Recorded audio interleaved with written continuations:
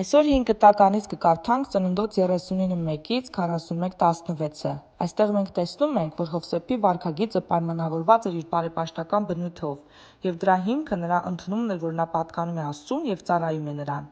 Հաճախ են ասում Տերը Հովսեփի հետ էր։ Տերը մեզ հետ էլ է, երբ մենք որևէ բան ենք անում, և մենք պետք է դա անենք նրա օգնությամբ։ Գայթակղության պահերին նա մեզ հետ է և դրանից խուսափելու ճանապարհը ցույց է տալիս։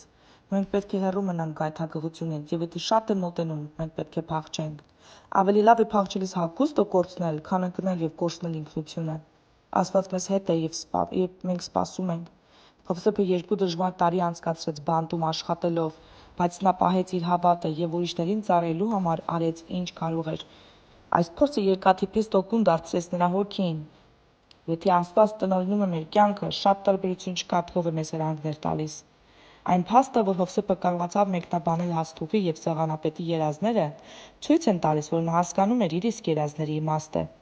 Նա գիտեր, որ մի օր 11 եղբայրները կխոնարհվեն իր առջև։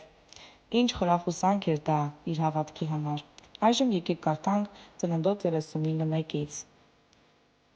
Հովսեփին տարան Եգիպտոս, ով եգիպտացի փարավոնի ներքինի դահճապետ Պետափրեսը նրան գնեց։ Եգիպտոս տարած իսմայելացիներից։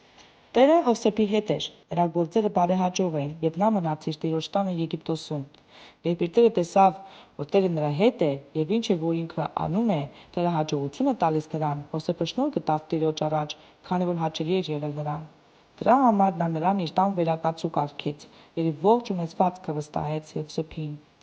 Երբ Տերը նրան իր տան ու իր ունեցվածքի ամեն ինչ վերակացու կարգեց, Աստված Հովսեփի համար օրհնեց Եգիպտացու տունը, և այդ օրհնությունը տարածվեց նրա տան ու դաշտում եղած ամբողջ ունեցվածքի վրա։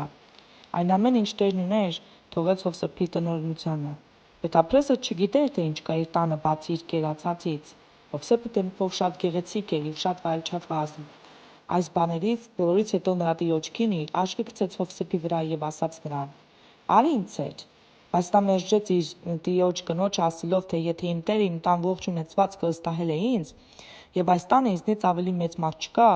ով ինձ ոչինչ չի արգելված, քեզանից բացի, որովհետև նրա կինն ես, ապա ինչպես կարող եմ անել այս չար ու սոսկալի բանը ու մեղանչել Աստծու առաջ։ Թեև նա ամեն օր այդ մասին էր խոսում Հովսեփի հետ, բայց Հովսեփը չէր համաձայնվում նրա հետ, ոչ էլ փորձում էր մոտենալ նրան։ Այսպես պատահեց, որ մի օր Հովսեփը ինչ-որ տան գործով տուն մտավ։ Ընտանիքի անդամներից ոչ ոք չկար տանը։ Կինը բռնեց նրա շորերից ու ասեց. «Պառկիր ինձ հետ»։ Հովսեփը թողնելով իր շորերը ձեռքում դուրս փախավ։ Երբ կինը տեսավ, որ նրա շորերը իր ձեռքից թողած դուրս է փախել, տան անդամներին կանչելով ասաց. «Տեսեք, ամուսինս Եբրայեցի ծառային բերեց տուն, որ մեզ խայտառակ անի։ Նա մտնելով իմ սենյակը ասաց. «Պառկիր ինձ հետ»։ Ես բարձրաձայն աղաղակեցի, իսկ նա լսելով իմ բարձրաձայն աղաղակը, շորերը ինձ մոտ թողեց, փախավ, գնաց դուրս»։ Նա շորերը պահեց մոտը, մինչև ամուսինը տուն եկավ, և նրա հետ խոցեց այդ բաները, ասելով,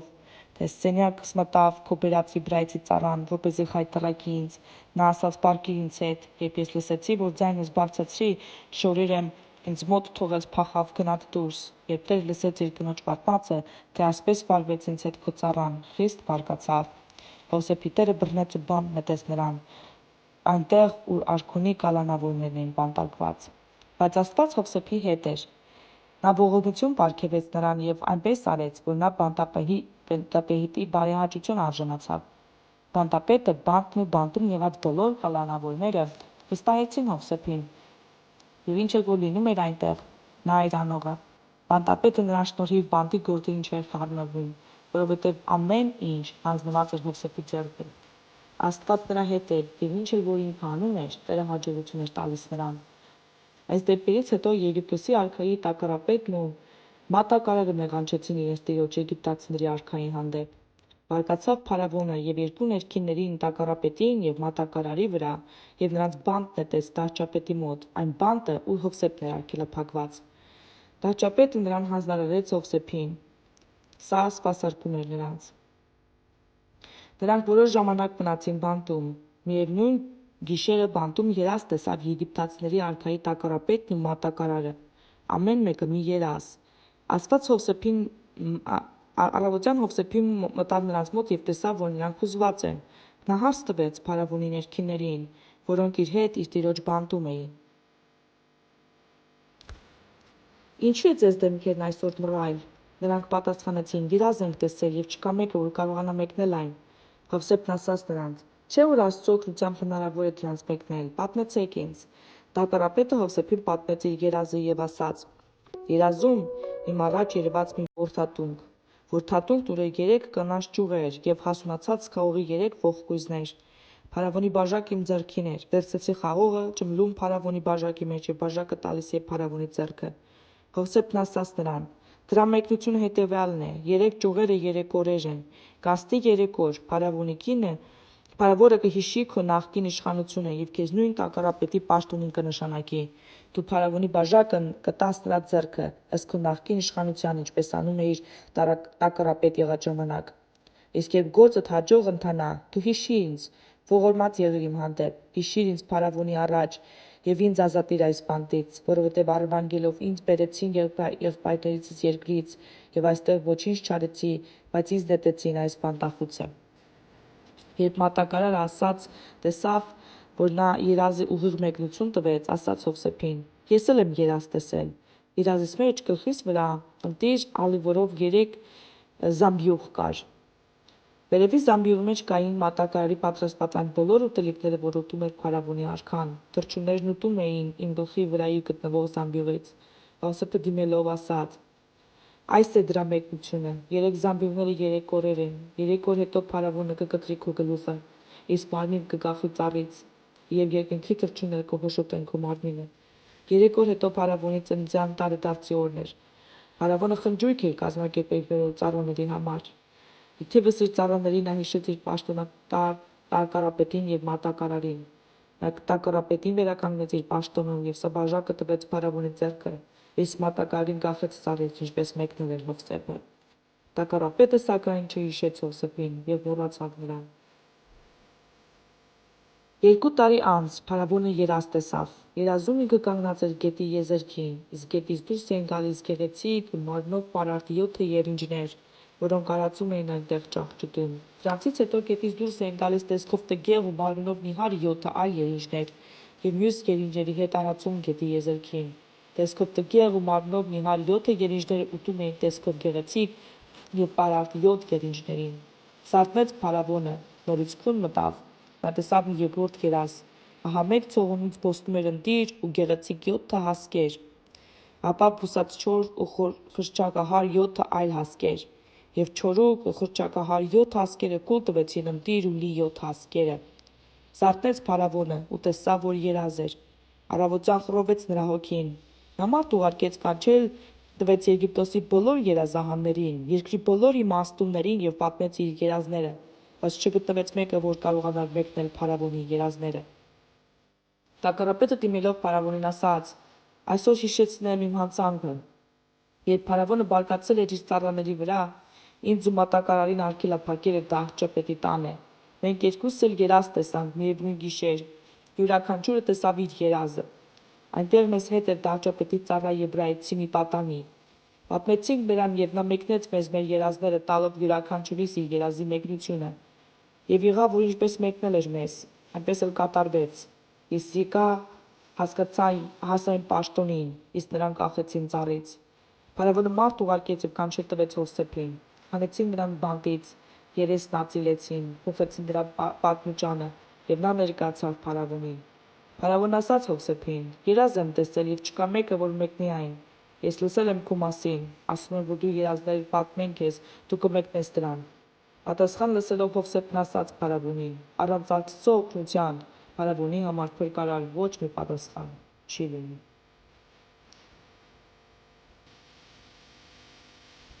Իսկ այժմ կկարդանք Նոր Կտակարանից Մատթեոս 12:46-ից մինչև 13:23-ը։ Մենք կկարդանք չեզոքության մասին։ Երեկ մենք ընթերցեցինք թշնամության երեսպաշտության հաղթանակի մասին, այսօր կկարդանք չեզոքության մասին։ Զգուշացիր դատարկ կյանքից։ Այն հրավեր է սատանայի գործի անցնելու համար։ Այսօր մղվող հոգևոր պատերազմում դու չես կարող չեզոք լինել։ Կամ նրա կողմից ես, կամ նրա դեմ ես։ Մատթեոս 13-ում առակները պարզաբանում են, թե Աստված ինչպես է գործում երկրի վրա։ Երկնային արքայությունը իրական եկեղեցին չէ, քանի որ այն պարունակում է ճիշտն ու Սուտը փրկվածներին ու կորածներին, երկնային արքայությունը ժողոված է բոլոր նրանցով, որոնք որևէ տեսակի հավատարմությամբ դավանում են արքային։ Աստված մարդկային սրտերում իր խոսքն է սերմանում և սպասում է պտուղներին։ Նա սերմանում է աշխարհում իր մարդկանց մեջ, որոնք նրան բերք են տալիս։ Վերջում նա կբաժանի ճիշտը ստից և լավը վատից։ Քո դավանանքը Քրիստոսի նկատմամբ իսկակա՞ն է, թե վերջում դու խարդախ կդառնաս։ Քո սիրտն ընդունում է խոսքը։ Սերմը կյանքի ու կորող ունի և կարող է օրհնության պտուղներ բերել քո կյանք։ Դու լսում ես այն, ինչ նա ասում է։ Կարող է Աստված քեզ սերմանել այնտեղ, որտեղ նա է ուզում։ Դու սերմ ես, ով նրա աստվածային կյանքն է պարունակում, բայց սերմը պետք է ցանել բերք ստանալու համար։ Դու ուրիշներին փոխանցում ես այն, ինչ նա քեզ սովորեցնում է։ Ճշմարտությունը չպետք է պահվի, այն պետք է տարածել, որպեսզի ուրիշներն էլ փրկվեն և վեր բարձրանան իրենց հավատքով։ Եկեք կարդանք Նոր Կտակարանից, Մատթեոս 12:46-ից։ Մինչ Հիսուսը դեռ խոսքն ուղղում էր բազմությանը, ահա նրա մայրն ու եղբայրները կանգնած էին դրսում և ուզում էին խոսել նրա հետ։ Եվ մեկն ասաց նրան. «Ահա քո մայրն ու քո եղբայրները դրսում կանգնած են և ուզում են քեզ հետ խոսել»։ Նա այդ ասողին պատասխանեց և ասաց. «Ո՞վ է իմ մայրը, կամ ովքեր են իմ եղբայրները»։ Եվ իր ձեռքերը երկարելով դեպի իր աշակերտներն ասաց. «Ահա իմ մայրը ու եղբայրները, որովհետև ով կատարում է իմ կամքը իմ հոր, որ երկնքում է, նա է ինձ եղբայր և քույր և մայր»։ Այդ օրը Հիսուսի տնից դուրս գալով նստեց ծովեզերքին, և նրա մոտ շատ ժողովուրդ հավաքվեց, այնպես որ նա նավակ մտավ և նստեց, իսկ ամբողջ ժողովուրդը կանգնած էր ծովեզերքին։ Եվ նրանց հետ առակներով շատ բաներ էր խոսում ու ասում։ Ահա մի սերմնացան ելավ սերմանելու։ Ու երբ նա սերմանում էր, մի սերմ ընկավ ճանապարհի եզերքին, և երկնքի թռչունները եկան ու այն կերան։ Եվ ուրիշ մի մասն ընկավ ապարաժի վրա, ու շատ հող չկար, և ուսկում բուսնան, քանի որ հողը խորություն չուներ, երբ արևը ծագեց, խանձվեցին, քանի որ արմատներ չկային ու չորացան։ Եվ ուրիշ մի մաս ընկավ փշերի մեջ, և փշերը բարձրացան ու այն խեղդեցին։ Եվ մեկ ուրիշ մաս ընկավ պարարտ հողի վրա և պտուղ տվեց։ Կար որ մեկին 100, և կար որ մեկին 60, և կար որ մեկին 30, ով լսելու ականջ ունի, թող լսի։ Եվ աշակերտները մոտենալով նրան ասացին. «Ինչու ես առակներով խոսում նրանց հետ»։ Նա պատասխանեց և ասաց նրանց. «Քանի որ ձեզ է տրված իմանալու երկնքի արքայության խորհուրդները, իսկ նրանց տրված չէ, որովհետև ով ունի, նրան պիտի տրվի և պիտի ավելացվի, իսկ ով չունի, նրանցից պիտի եղածն էլ վերցվի»։ Նրանց հետ առակներով եմ խոսում նրա համար, որ նայում են և չեն տեսնում, լսում են և չեն իմանում ու չեն հասկանում։ Եվ նրանց վրա կատարվում է Եսայի մարգարեությունը, որ ասում է. «Պիտի լսեք ու պիտի չիմանաք, պիտի նայեք ու պիտի չտեսնեք, որովհետև այս ժողովրդի սիրտը կարծրացավ և իրենց ականջները ծանր են լսում, և փակեցին իրենց աչքերը, որպեսզի երբեք աչքերով չտեսնեն և ականջներով չլսեն և սրտով չիմանան և դարձի չգան ու երբ նրանց չբժշկեմ։ Բայց երանի են ձեր աչքերին, որ տեսնում են, ու ձեր ականջներին, որ լսում են։ Ճշմարիտ եմ ասում ձեզ, որ շատ մարգարեներ ու արդարներ ցանկացան տեսնել, ինչ որ դուք եք տեսնում, բայց չտեսան, և լսել, ինչ որ դուք եք լսում, բայց չլսեցին։ Եվ այդ լսեցեք դուք սերմնացանի առակը։ Ամեն մեկից, ով լսում է արքայության խոսքը և չի հասկանում, չար է գալիս և հափշտակում է նրա սերմը սերմնացանը։ Դա այն, որ ճանապարհի եզերքին էր սերմանվել։ Եվ ով ապարաժի վրա սերմանվեցավ, այն է, երբ լսում է խոսքը, իսկույն ուրախությամբ ընդունում է այն, բայց քանի որ ինքը իր մեջ արմատներ չունի, այն մի որոշ ժամանակի համար է հավատում։ Երբ խոսքի համար նեղությունը հալածանքներ լինեն, իսկույն սայթաքում ընկնում է։ Իսկ որ փշերի մեջ սերմեցան, այն որ լսում է խոսքը, բայց աշխարհիս հոգսերն ու հարստությունը, պատրանքները խեղդում են խոսքը, և սա է լինում է անպտուղ։ Իսկ որ լավ հողի մեջ սերմացվեն, այն է, որ երբ լսում են խոսքը և հասկանում, պտուղ է տալիս, կա որ մեկի դիմաց 100, կա որ մեկի դիմաց 60, և կա որ մեկի դիմաց 30։ Այժմ կարդանք Սաղմոս 17-ի 1-ից մինչև 15-ը։ Սիրում եմ քեզ Տեր զորությունում, ով Տեր պահպանիչ եմ, ապավենին ու փրկիչ։ Աստված օգնականս և հույսս դրել եմ նրա վրա, իմ ապավենն է փրկությունս, եղջյուրը ինձ ընդունողը։ Օրհնելով կկանչեմ Տիրոջը և իմ թշնամիներից կազատվեմ։ Վահվան տառապանքը շրջապատեց ինձ և անօրենությանը հեղի պես ինձ վրդովեց։ Դժոխքի ցավերը պաշարեցին ինձ և մահացու վտանգներն ինձ հասան, նեղությանս մեջ եմ Տիրոջ դիմեցի և իմ Աստծուն աղաղակեցի, և լսեց ինձ և իմ աղոթքի ձայնը իր սուրբ տաճարից։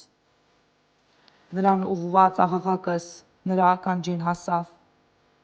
Ցնցվեց ու դողաց երկիրը և լեռների հիմքերը սասանվեցին և խախտվեցին, քանզի բարկացավ նրանց վրա Աստված։ Նրա բարկությունից ծուխ բարձրացավ, 30 հուր բորբոքվեց և կայծակներ չորջթացին նրանցից։ Ցածրացրեց նա երկինքն ու իջավ, և նրա ոտքերի տակը մառախուղ էր։ Ելավ նա քերովբեների վրա ու թռավ, սլացավ հողմի թևերով։ Խավարն իմ համար ծածկույց դարձրեց, և շուրջ բոլոր իմ տունը եղավ օդի ամպերի թանձր ջրերով։ Նա փայլատակեց նրանց առջև, ամպերը կարկուտ և հրեղեն կայծակներ արձակեցին։ Որոտաց Տերը երկնքից, և Բարձրյալն իր ձայնը լսելով տվեց կրկնավ ու հուր կայծակներով։ Ուղարկեց իր նետերն ու ցրեց դրանք, շատացրեց իր կայծակներն ու սփռեց դրանք։ Այժմ կարդանք Առակ 3:33-ից մինչև 35։ Տիրոջ անեծքն ամբարիշտների տներում է, մինչդեռ արդարների տներն օրհնվում են։ Տերը հակառակ է ամբարտավաններին, նա շնորհ է տալիս խոնարհներին։ Փառք պիտի ժառանգեն իմաստունները, իսկ ամբարիշտները պիտի բազմատնան իրենց անարգանքով։